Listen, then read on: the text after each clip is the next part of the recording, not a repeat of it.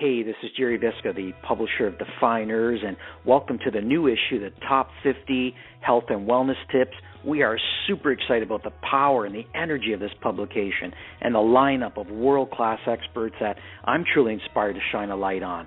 This is an exciting live interview that we include in each issue of Defyeneurs that's connected to each profile. So get ready, because we are live with Laura Warf of Sainte-Adèle, Quebec. Welcome, Laura.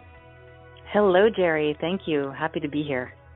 I'm so happy to be on this live interview with you, Laura. You're doing some beautiful, phenomenal things in the world, and I want to start off this time together with a quote that you share. It goes like this: "Each time a client leaves feeling better than when they've arrived, then I know I've done my job."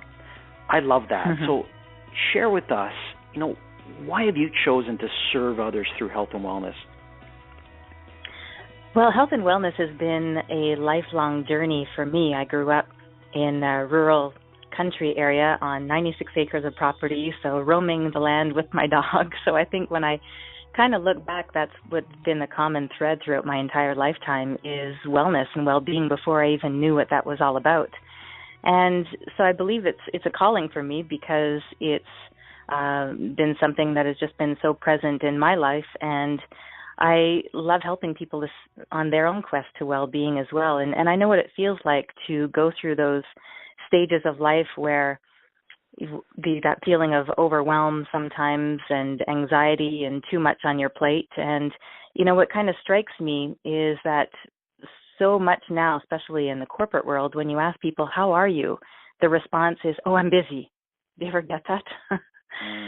So I feel like when people say, oh, I'm busy, is that really a descriptive response? And I know that I've been guilty of that before. And so I've kind of come full circle, especially the last few years, to wanting to assist people on their quest to well-being to help them restore balance, because I've been down that road myself. And I know what it feels like when you're imbalanced, and it's not always comfortable. There's a lot of stress responses going on in the body, and it takes us away from our essence and who we truly are, when our natural state of being is to be in peace and in harmony and serenity and really inner joy. And, that can sound cliche, saying, oh, I want to feel happy and I want to feel healthy and I want to feel peaceful, but that really is our natural state. And it's a lot of the choices and decisions that we make on a daily basis that either take us away from that center or move us towards it.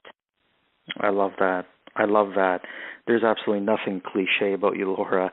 I just, I love that wellness and well-being has always been a calling for you, and, how you've really, really become awake to that. And I just love your approach to energy and how you speak of our natural self. I think that's fantastic.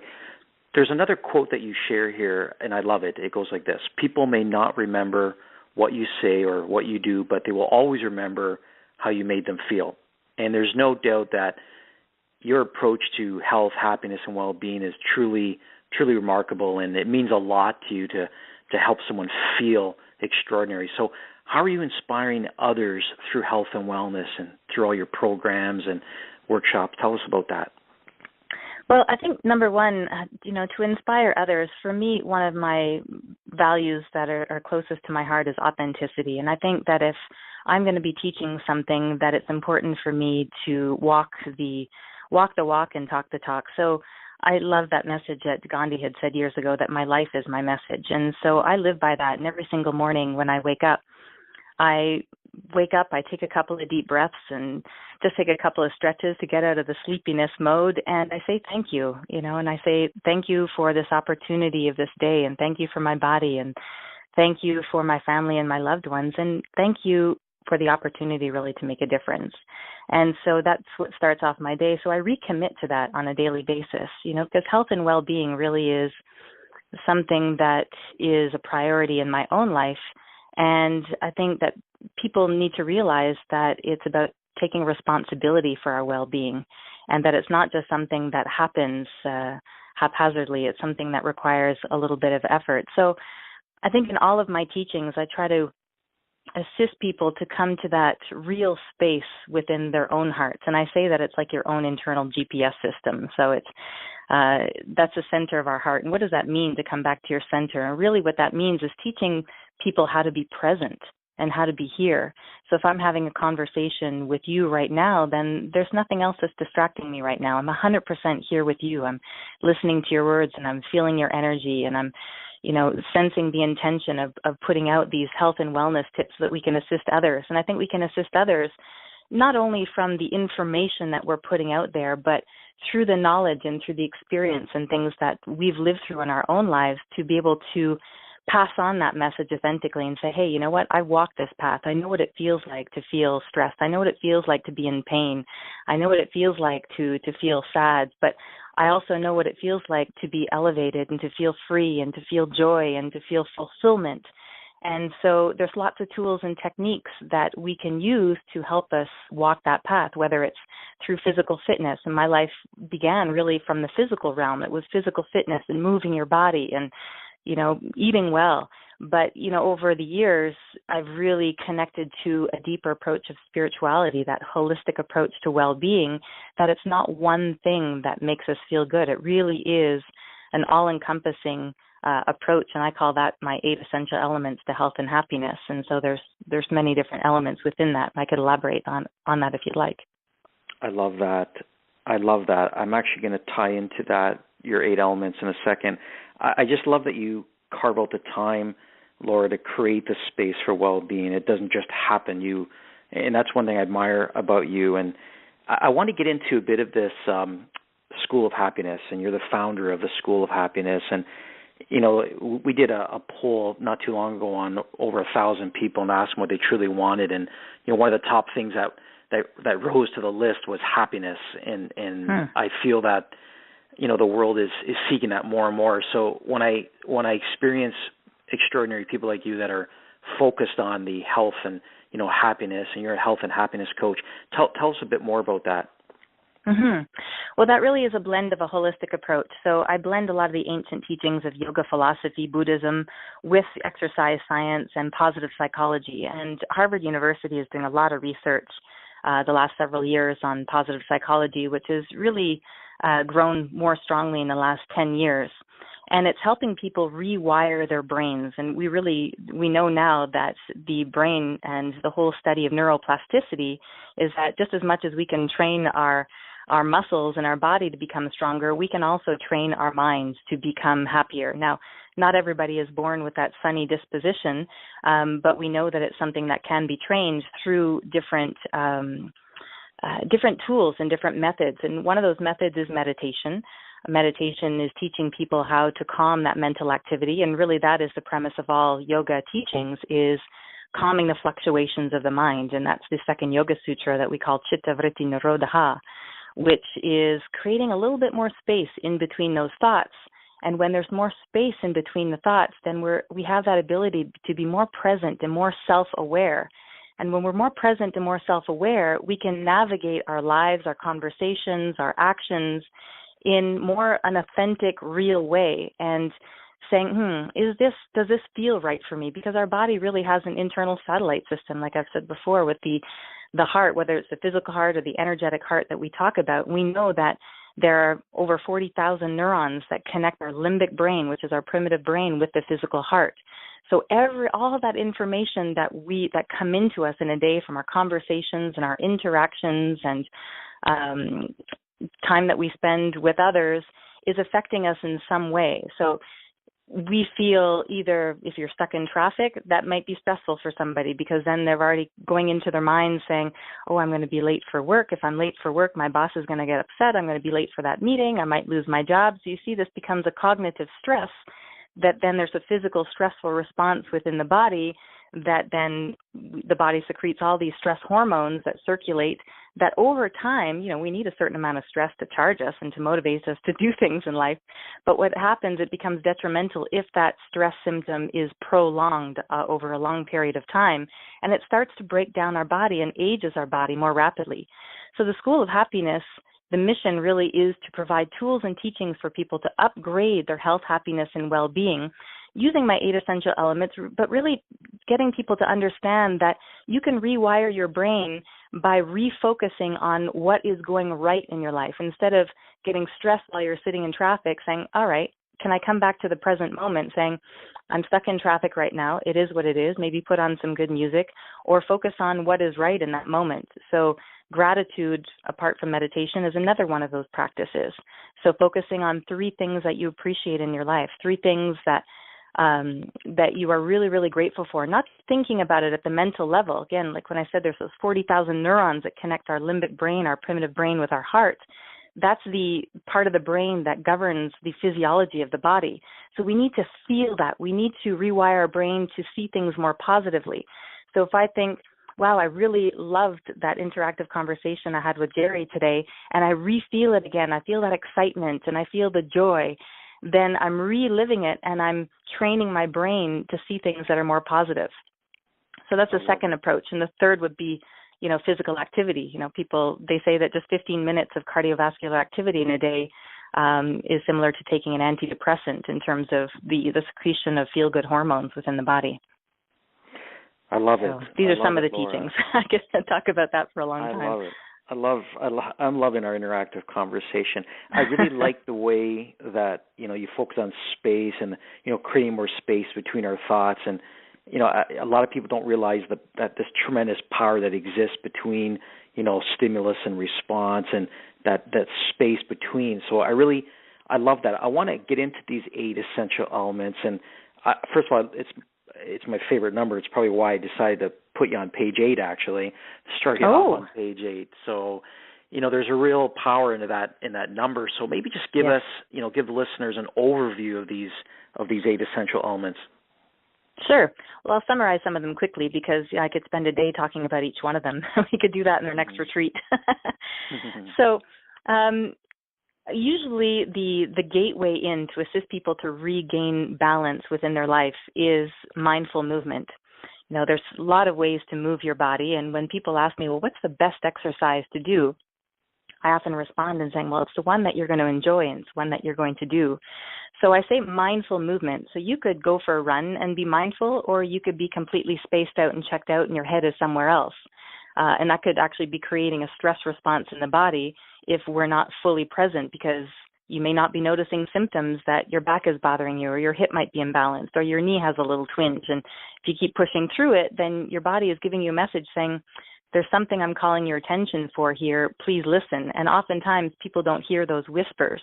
And, I say people, but I put myself in that category because I've been down that road of when I was younger, training really hard and working really hard. And, that led me to burning out my body. And so I had to rebuild from the inside out to regain that health. So mindfulness doesn't just mean yoga or Pilates or Tai Chi or Qigong, whereas those activities are sometimes meant to be more introspective. You could also be mindful when you're weight training, when you're running, if you're doing your favorite group fitness class. It's being attentive in the moment of going, wow, I'm really connecting with what I'm feeling in my body, my heart rate and my body temperature, and how does this feel good for me? Does this honor me?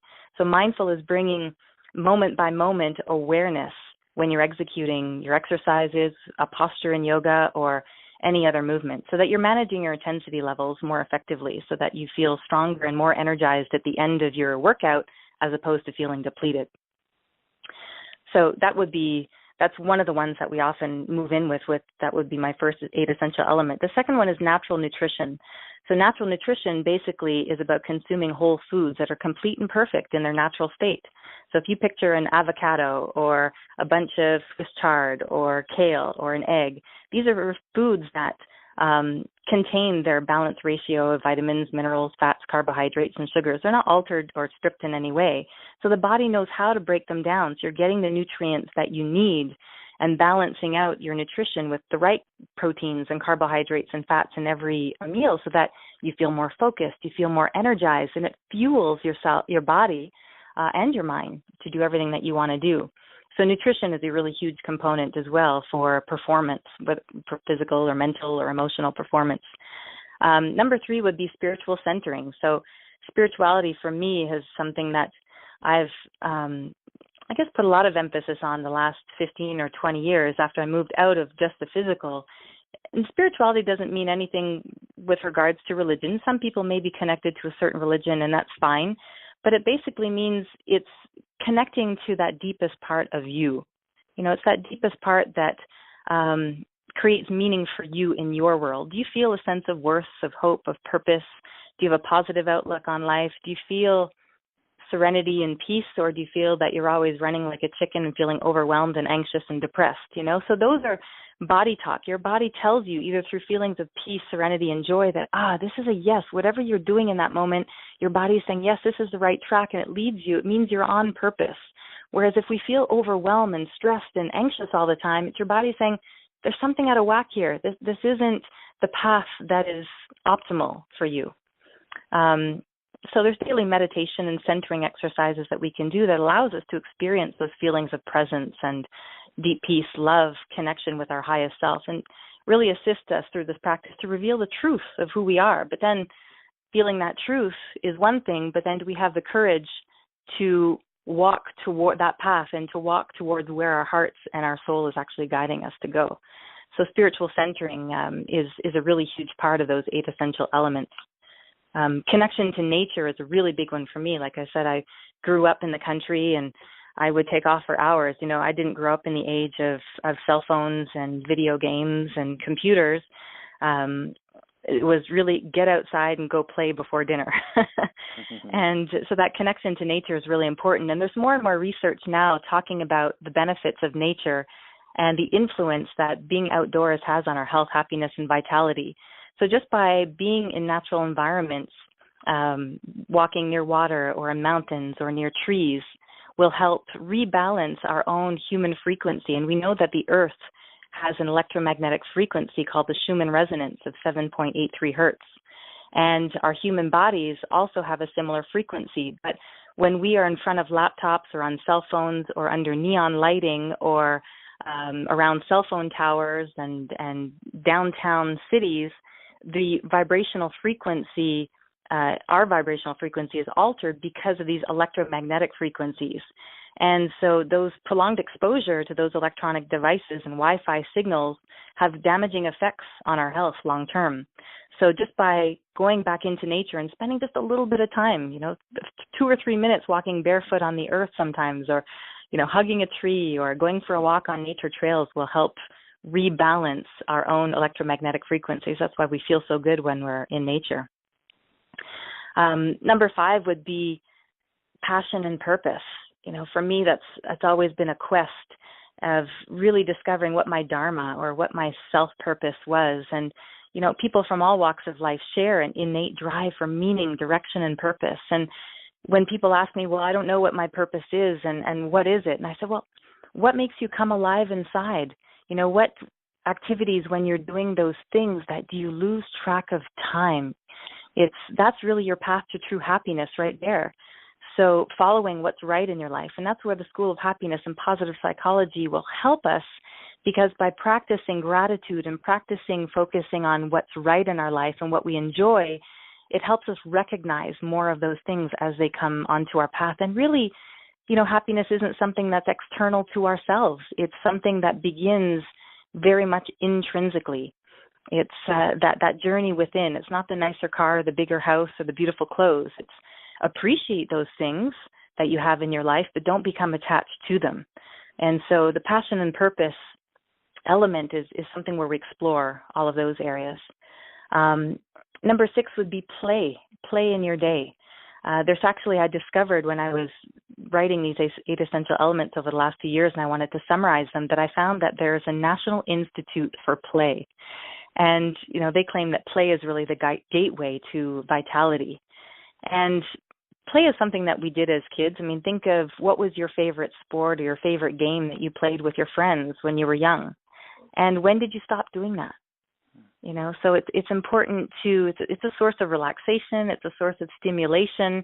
We know even now large corporations are bringing play into their day with having game rooms and exercise rooms to help us release the mind. And sometimes just by getting on our bike or going to play hopscotch or, playing a game of basketball with some friends, whatever your favorite game was, it helps us just kind of deconnect our minds. And sometimes that's where our greatest creativity and our greatest ideas come from. So we come back to our office or our meetings more refreshed and more, illuminated, I guess you could say. But it also promotes a sense of belonging and community when you're out there with your friends. So that brings me to the next one, which is community and camaraderie, number 7. And we know that people who have a sense of belonging have a strong network and support from their family and friends and community tend to live longer, healthier, happier lives. And so when you've got friends and people around you that you can trust and people that support you, and I think people also that tell you the truth. I think of my granny, who I had until the age of 106, who is my best friend all of my life, and she's still with me in my heart. She was somebody that was the person that was the most brutally honest. Even if I didn't want to hear it, she'd make sure that she was the person to tell me, saying, you're working too hard, dear, or take a break, dear. So this is where probably she influenced a lot of this balance in life, and that community for me was my family, because I moved a lot growing up, and so my mom, my dad, my sister, and now my partner as well are the people that really have my back. And I guess your biggest fans at the same time. So finding your tribe is really important too, and a comforting experience. And then the final one would be rest and relaxation. So relaxation relieves stress, and it's a learned response. Relaxation is something that it's not just sitting down and checking out watching TV, for example. So it's mindless. It's mindful. So it's focusing on maybe starting by taking 3 deep breaths. 3 deep breaths into your abdomen will help click you in after a few minutes into your parasympathetic nervous system, which is like your physiological brake. So when you're driving your car too fast and you want to slow down, what do? You press on your brake. Well, when life is going too fast and you're feeling your head spinning and your body giving you symptoms of tension and discomfort, just by taking a few deep breaths and sitting still will help just kind of stimulate that parasympathetic nervous system that slows systems down. And that's where the body mobilizes itself and helps restore our vital balance and slows our breathing, lowers our blood pressure, and gives us a general feeling of increased well-being. So resting and relaxing is really important. It helps improve your mood, focus better. You'll get better quality of sleep and increased energy. I could see a lot of people that say, well, I don't sleep well, and I get cranky for certain things. Well, those are symptoms of stress in your body asking you for a little bit of attention to say, hey, we just need to slow down and restore our vital energy a little bit. So rest and relaxation techniques are really important. So in a nutshell, that's the 8 essential elements. Like I said, we could go through each of those elements and practice them in a day, but those are the elements that really govern my life for holistic well-being balance that bring greater health and happiness to my life and to those of my clients that I have the opportunity to share them with. Wow, explosive. Thank you so much, Laura, for sharing. That was just so insightful. And first of all, I'll share a few things that I love what I heard. I love that you say people don't hear the whispers, and I love how encompassing these 8 essential elements are, and I love how you speak about play. This is definitely playtime for me, and being able to shine a light on Laura Warf, it's just fantastic. And just so you know, Twister was my favorite game, and we still bring that into a lot of our events, which is really fun. Earlier on you shared something around Gandhi's quote, which I love. We actually shared my life is my message in our previous issue called Difference Makers. It became part of the mantra, and there's no doubt that your life is your message.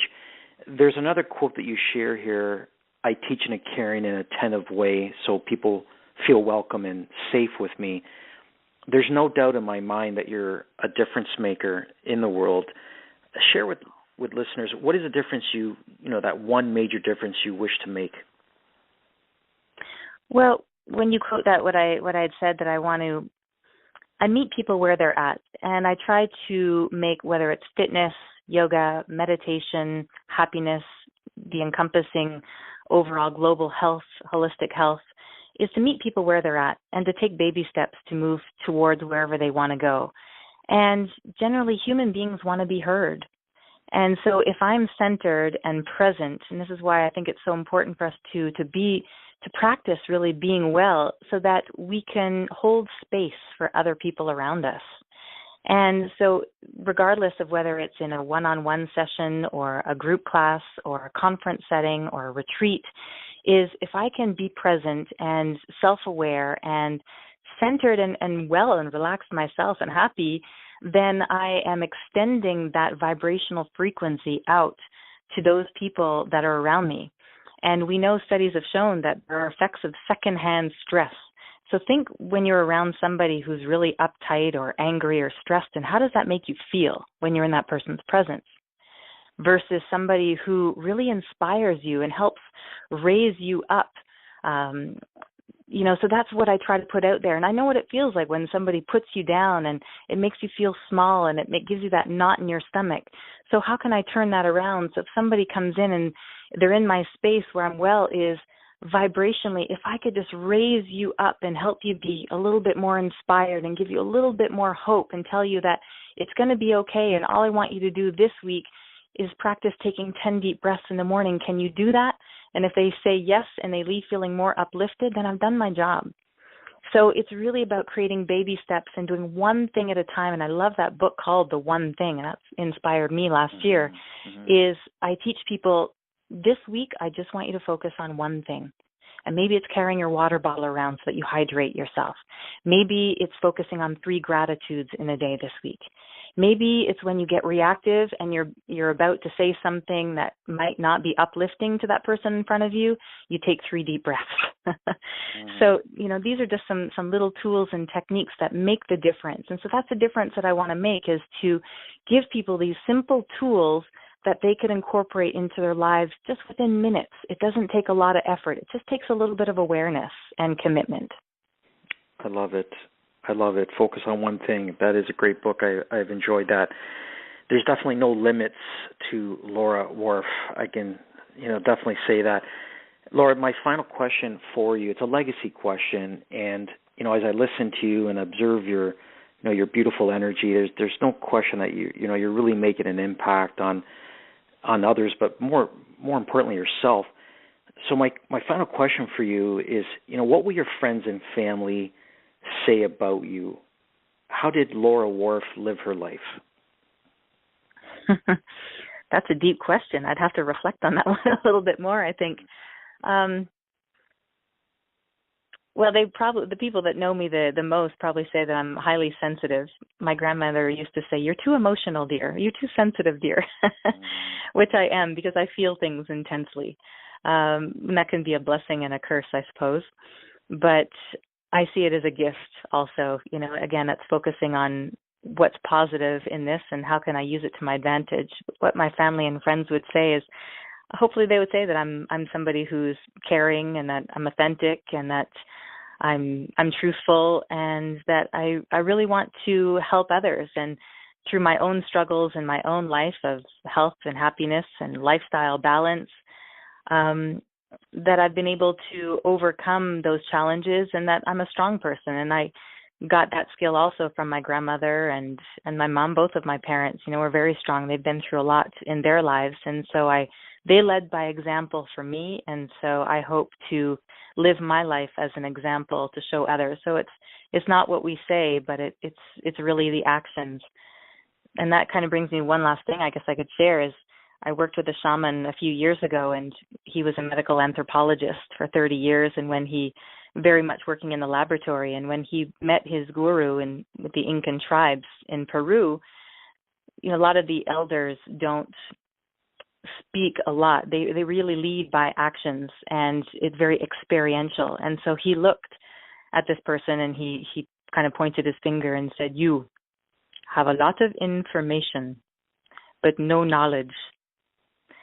And that really hit me. And my yoga teacher had always said as well that it's do your yoga, do your practice. So it's not by reading all the great books. We can have all the information and read all the great books, but unless we actually put that into practice and do it, then it remains information in our minds and we don't embody it. So for me, it's the best I can do is take some of these practical techniques and actually practice them, not in an overwhelming, obsessive kind of way, but just simple, small things that we can do that really make the largest difference. So I hope that, people sense that, wow, she's living that difference, and I guess projecting that out there to other people so that inspires them to do the same. I love it. Laura Warf, thank you for helping the world breathe, founder, School of Happiness, pages 8 and 9 of Defyeneurs, the top 50 health and wellness tips. Just on behalf of everyday people doing extraordinary things, I want to thank you for sharing your amazing, beautiful, and extraordinary gifts with the world. We're just so honored to shine a light on you. Thank you so much. Well, thank you, Gerry, for inspiring all of us as well with your mission. I know you're making a huge difference as well, and I hope that everybody will find themselves a little bit within everybody's story. So I think together, collectively, we can make a difference by sharing who we are to give other people or empower other people to live their lives authentically as well.